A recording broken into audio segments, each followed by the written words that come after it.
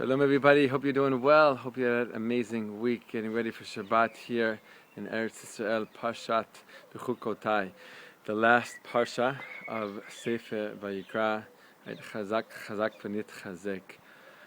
Right, so this week's Torah portion starts with the words Im Bechukotai Telechu V'et Mitzvotai Tishmeru V'asitem Otam. So the Torah says if you walk in the ways of God, basically, if you walk in the Chukim, the laws that maybe don't have an apparent rational understanding, vet mitzvotai, and my mitzvot, my not only commandments but my holy suggestions for you on how to live in this world. If you keep these ways, if you do these things, right? V'natati gishmechem bitam. Right, I will give you your rains in its proper time, in their proper times. V'natna ha'aretz yuvolan, the land will give its produce. V'etz hasadeh yitin piro, and the tree of the field will give its fruit. So it's an amazing thing in the two opening verses of this week's Torah portion, because the first verse says, if you keep my mitzvot, if you keep my chukim, if you keep my laws, if you keep my ways. And the second verse basically comes to answer what will happen. And what is it? You'll have a good life. Right? There'll be rains, the proper rains, the good rain, abundant rain. The land will give its produce. The trees will give its fruit. Yefemod. Right? That's little Vivi over there. And it seems to be setting up a relationship of cause and effect, of you do your part and the world will do its part, which is a beautiful thing. It shows this relationship between us humans and the world, which we'll get back to in just a second. But it also brings up a problem for many of the Meforshim.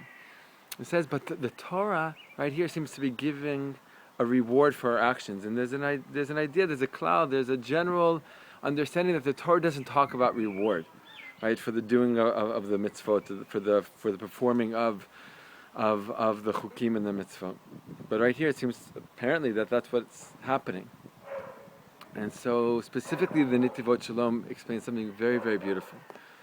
The Nitivot Shalom explains that here, though it seems like on the surface that there's a reward being given, a reward being explained for the doing of the mitzvot and the chukim, it's not that at all. What's happening here is to tell us, human beings in general and Jews in specific, that there is a very deep relationship between us and the world, between us and the earth, between our actions and the world and the earth. Right? And when we act in the way that we're supposed to, that we're meant to, that we can and should, so the world will follow. There's a very deep relationship. So it's not necessarily a reward, it's just saying that's what will naturally happen. The Nitivot Shalom explains that's the nature of things. The nature of the world was created in such a way that the world responds to our actions.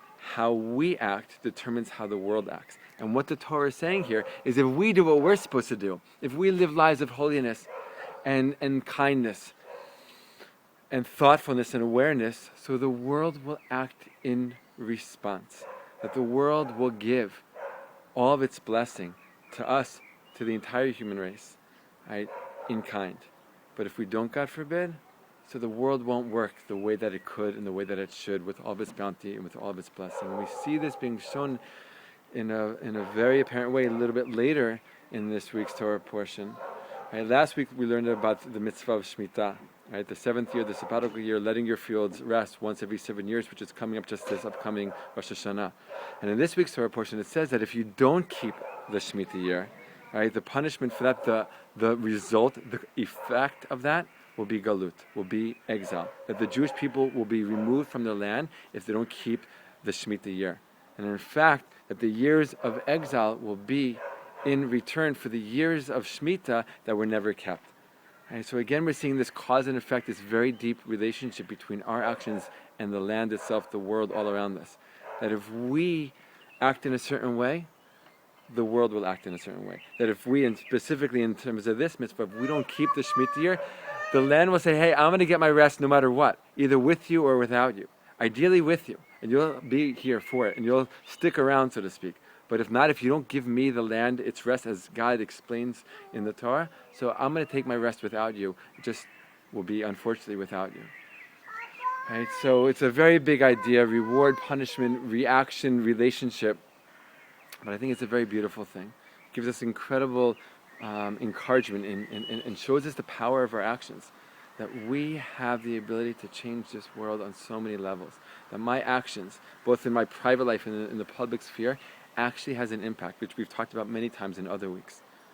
Right? That if I do what I'm supposed to do, right, that the world will respond in kind. I remember a story once of a woman who was on a spiritual journey trying to find her place and her way in this world. She was a Jewish woman, and she basically found herself in India, right, checking out all different kind of philosophies and spiritual practices, and she met a person who basically told her, the way you eat, what you eat, how you eat, what you choose to put in your body, can impact a person halfway across the world, can impact either blessing and bounty, or God forbid, plague and hunger.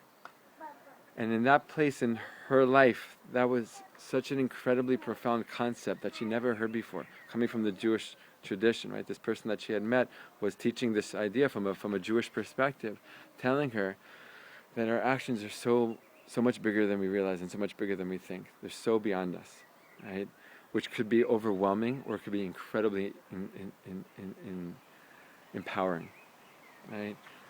B'ezrat Hashem, we should all be blessed to know the power that we hold and the ability that we have to affect the world for the good, and the ability that we have to increase the light in this world.